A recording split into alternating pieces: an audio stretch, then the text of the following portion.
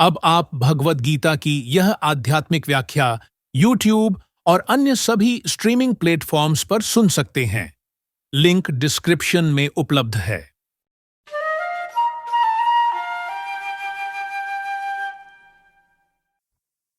Shrimad Bhagavad Gita chapter 4 श्लोक 32। एवह बहुविधा यज्ञा वितता ब्राह्मणो मुखे कर्मजा विद्विन्ता सर्वान्नेवं ज्ञात्वा विमोक्षसे। तो इस प्रकार वेदों में बहुत ही डिटेल वे में बताया गया है कि यज्ञ को और कैसे कैसे करना है।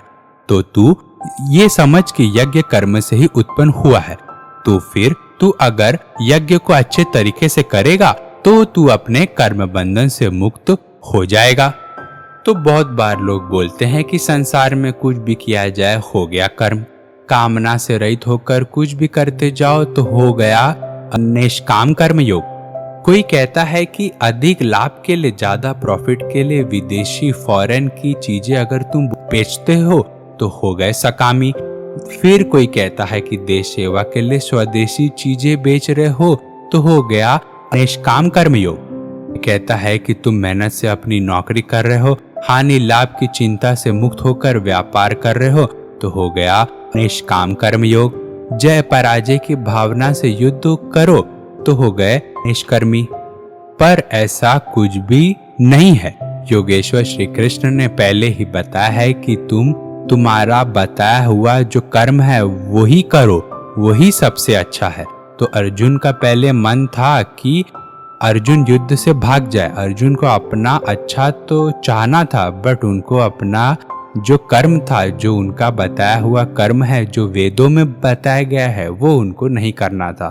तो वही भगवान यहाँ पे बताए हैं कि क्या सही कर्म है, और यही सारे कर्मों का बात, यही सारे यज्ञों का बात वेदों में भी एकदम डिटेल में बताया गया है। तो वही भगवान ने पहले भी कहा था कि वेदों में ये सब बातें पहले से बताई जा चुकी है, मैं तो बस उसका सार बता रहा हूँ वापिस, क्योंकि ये बातें लुप्त हो चुकी थी, खो गई थी एक समय के बाद, तो मैं वापिस उसको रिवीजन करा रहा हूँ। ऐसा भगवान अर्जुन को बोलते हैं।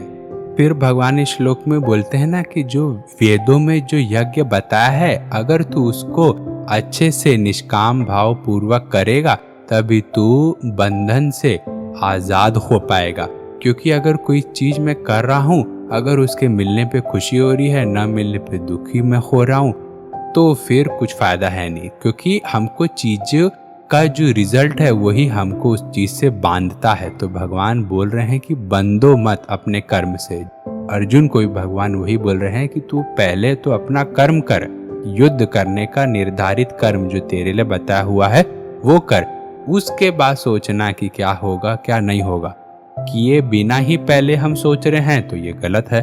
तो ही भगवान बोलते हैं कि ये सब वेदों में बताया हुआ है, तो वेदों में बताए हुए तुम्हारे निर्धारित कर्म को करो तो मुक्ति मिल जाएगी।